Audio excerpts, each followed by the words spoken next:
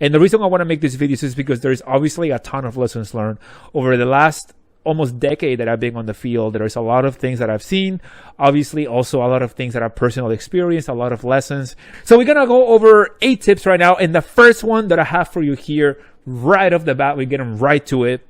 It's going to be not being humble and not respecting those that have less formal education than you per se. And to be honest with you, even whether they have more education than you or less education than you, whether they have a higher rank or whether they have a lower rank than you should always treat people with courtesy and treat people with respect. Don't be an asshole. That's basically what the first tip is. And that's one of the things that I learned when I was an intern. One of the directors in my department said, always respect people, all the way from the janitor all the way to the CEO. So make sure you keep that in mind. And I thought that was a great lesson to share with you. And the second tip that I have for you here is to don't ask for special accommodations as soon as you start your new job, your new position. And I'm guilty of this. And I'm saying this unless you really, of course, unless you really need an accommodation and a special accommodation. But generally speaking, I want to say that if you're going to be requesting flexible schedules, you're going to be requesting flexible hours right from the start, you haven't even established yourself, no one knows you, and you are already given demands. This is just being tactful, guys. You just have to have a little bit of tact, ease into the position, establish yourself. And once down the road, once people know you, once people know your work ethic, once you establish yourself and establish your name, then you can start you can request certain accommodations to be made for you. And if you are good at your job and if people like you and you get along with people, the chances of you getting your request approved or getting those special accommodations approved are going to be higher. Because if people don't like you, people don't like the work that you do, you don't get along with anyone, they're just going to go tell you, go pound sand. The third mistake to avoid here as a young engineer for this part number 2 is going to be getting into a position where you don't learn anything, where you don't learn much. You're just sitting there stagnant. You're not really taking advantage of any of the opportunities that the company's providing, if they provide any opportunities. So don't make the mistake of staying stagnant and not learning anything. Always take advantage of any of the training that the company provides, or perhaps they give you a reimbursement for education. And even if they don't bring it up, ask, take initiative, be proactive and ask them, hey, what are some training opportunities that the company has coming up? The fourth tip that I have here on this video for you guys is being clueless and not knowing when to shut up, not knowing when to keep quiet. Now, in the first video that I made here, I did say that you should ask questions. However, you have to be mindful, you have to be tactful, and you have to know that timing is important. You have to wait for the right time. Let's assume, as an example, let's say that you are giving a presentation to a client, or maybe you are in a meeting with high-level executives, which at some point in your career, it will take place. Don't throw people under the bus. That's one thing. Don't ask silly questions. You're going to know when they're silly. So be a little self-aware. Just take a note and then follow up with the person that you need to get that information from. So that way you don't look like a fool in front of everyone. Because trust me, I know that a lot of times we say there's no such a thing as stupid questions, but when you're on the field, the reality is that there are such a thing as stupid questions, but it's all about the timing.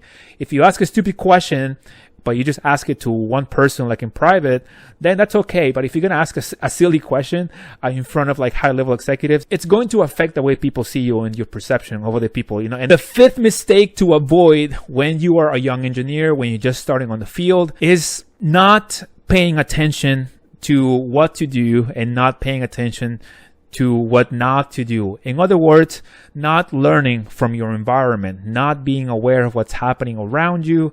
When you get into the field, you're going to start noticing how certain people behave, how certain people communicate, how certain people put their work together. And I highly suggest that you find someone that you think is doing a great job, or someone that has a really good reputation, someone that is known for doing a really good work. And just pay attention to how they talk to others, pay attention to how they write emails, how they deliver presentations. That's going to give you a good example, someone to look up to, and perhaps someone whose steps you should follow or you may want to follow. At the same time, though, on the opposite side of the coin, you're also going to be running into those people who really don't have that good of a reputation. They don't have a really good perception per se from others. Keep that in mind and pay attention to those cues and see what to do and what not to do.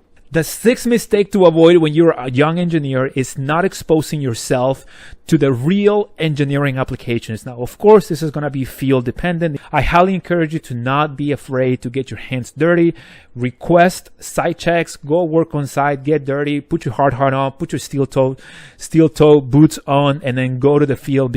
All the theories that you learned all through college and all the number crunching that you did in the office or simulations that I did in the office, that's when the rubber meets the road and you're going to see the physical item there. You get to learn a lot and you start to realize that not everything is perfect, because what you see in drawings, what you see in simulations, it's all like there's no grease there, there's no dirt, there's no humidity, and so it's like perfect, right? But once you go to the site, it's a completely different ballgame, and I think every single engineer out there needs to go on site and they need to check out everything that they're working on. Now, the seventh mistake to avoid as a young engineer is winging presentations. Just prepare, make your point, make your case, know what you're talking about, and don't just wing it, because a lot of times you don't know when somebody's going to ask you a tough question.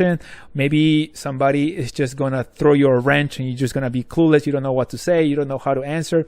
And if you find yourself in those situations, if you are given a question or you're asked a question where you just don't know how to answer, just say that you're going to take it as an action item and then you're going to follow up with the person later on. So don't lie. Don't make shit up. And if you're not sure, just tell them, I'm not sure right now, but I can follow up, dig deeper. And then you can follow up with them and give them the right information. And this actually brings me to tip number 8, which is speaking about things that you don't know about or you're not sure. Again, if you're not sure, just follow up with the person. And even if you're not in a presentation and somebody comes to the side and they ask you a question, just tell them the same thing. I don't know, I'm not sure, but I'll follow up with you. So let me go take some time and look into this. So just do that. Now, the final mistake to avoid as a young engineer is saying, I don't know, and not saying anything else. If you just say, I don't know, but you don't offer a solution, you don't offer a recommendation, in my opinion, it's just like not good, you know? So if you don't know something, but you know that you should, or you know that people are relying on you to come up with a solution or recommendation, say, I don't know, but I will look into this and then I'll get back to you. Don't just say, I don't know, sit back, relax, or forget about it, because people are going to be looking at you. So be proactive, and proactivity, in my humble opinion, really takes it very far, and people are going to take notice. And those are all the things that I wanted to share with you guys. So thank you obviously for all the support. Thank you for watching the videos. Thank you for coming and hang out and learning more about the engineering career world. And I hope you are becoming better and better with these videos. So thank you very much again, and I'll see you guys on the next one. Oh, if you have any questions, let me know in the comments below. If you like any of the videos, make sure you like the video right now and consider subscribing. All right, guys, I'll see you on the next one. Peace.